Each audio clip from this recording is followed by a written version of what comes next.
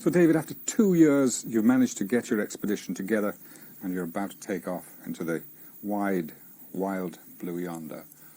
A very dangerous mission. It is, yes. We're going into unknown territory. The only way we've been able to research as to exactly what is there is by ordering up aerial photographs from the Danish authorities in Copenhagen and studying these under stereoscopic viewers. And by looking at the photographs, we can get an idea of the terrain, the tundra, the glaciers, the big lakes, the mountains. But we are going into an unexplored area, and it is a dangerous mission also because of the problem of polar bears. There are a lot of polar bears in this area, and it's not a nice feeling when you go to sleep in a tent at night thinking that a polar bear might come around and start sniffing.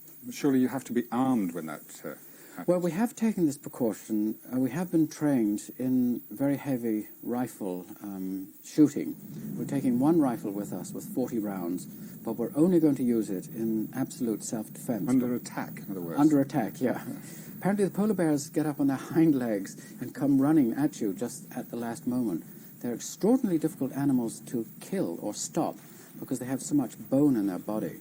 And if a bullet goes into them, it tends to ricochet off that and go somewhere else.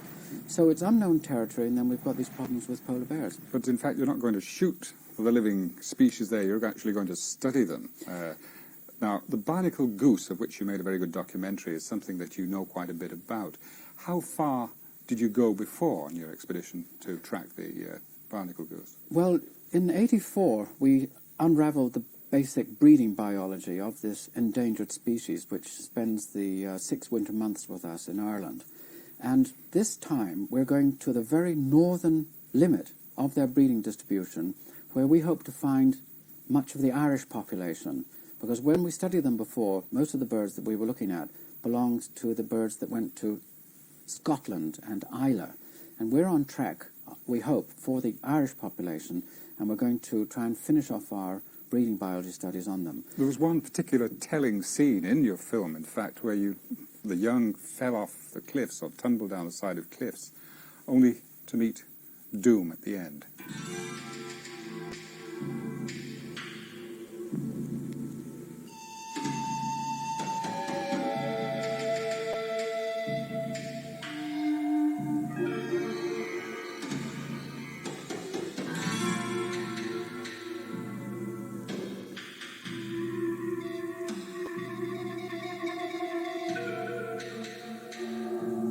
Nesting so high up has one big drawback. The barnacle goslings have to feed by grazing on plants. So, as soon as they're hungry, a day or so after they're hatched, they've got to get down to the tundra. The goslings are too young to fly, so they've got to jump. The gander watches out for foxes among the rocks below, and he flies off down the cliff to take a closer look. Mother Goose gets agitated the moment for jumping comes near. Pretty soon, without turning a feather, she'll have to lead her goslings over the edge. The anxious calls of the geese and their unusual activity brings the predators gliding in. And down on the tundra, the fox comes running, determined to be there waiting at the foot of the cliff. If the goslings survive the jump, 100 feet or more onto sharp rocks, will they escape his teeth? If nature wants them to survive, it's a strange way of going about it. And this is it. The parents fly and one gosling follows immediately, tumbling through the air. His brother is left behind. He hesitates. Will he? Won't he? Finally, he goes. He bounces off the cliff.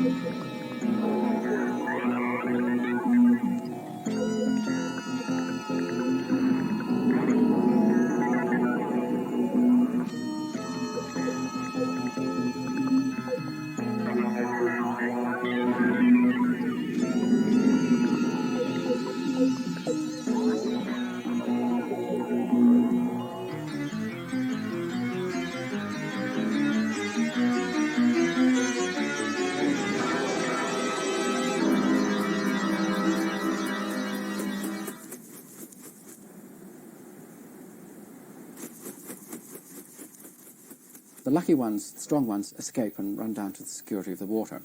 And what about weight in a situation like this? Because it would seem that what you're doing is studying an awful lot of things besides geese. You're studying heavy metals and the atmosphere. How much gear are you capable of carrying? Well, the gear weight is a problem. We're so severely stuck for weight, we're having to actually take all the paper wrappings off our food, off the film boxes and so on.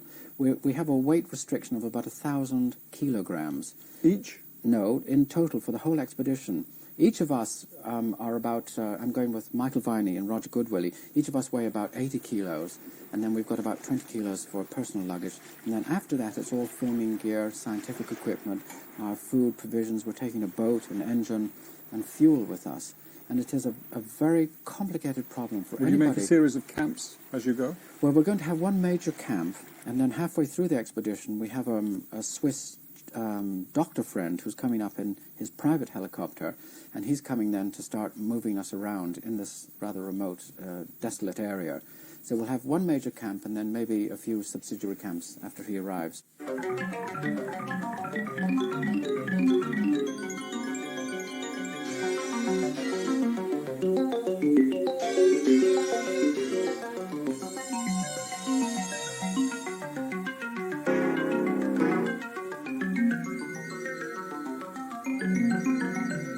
You obviously need to be extremely fit to carry some of the things that you're going to carry.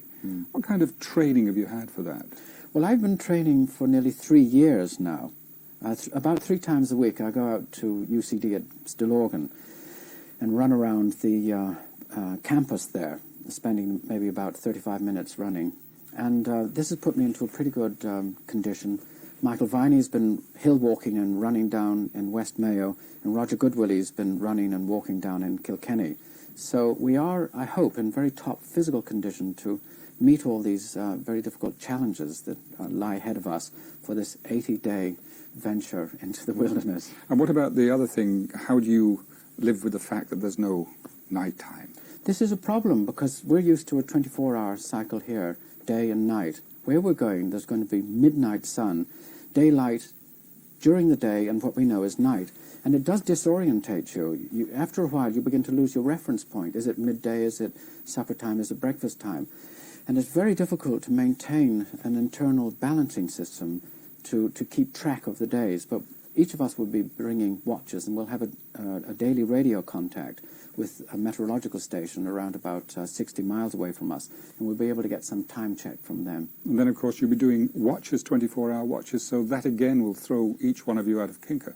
Yes, it will, and there are problems. In our previous expedition, we found that the days tended to roll on, because the normal biological cycle is not a 24-hour one.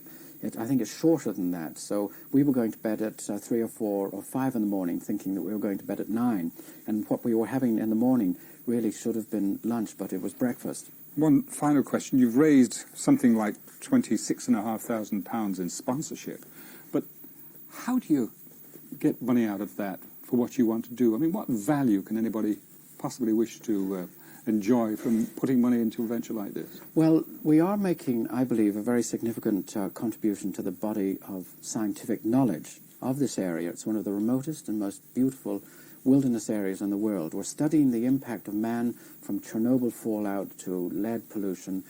We're getting valuable information on an endangered species of bird, which will help with the management of that population in Europe. We'll also be making a documentary film for RTE, which I hope will give pleasure to viewers, and we'll also sell it overseas. Our last one we've sold to nearly 10 countries, which has earned valuable export income for RTE and other people. So I hope we'll be able to repay the kindness and the sponsorship that people have given to us.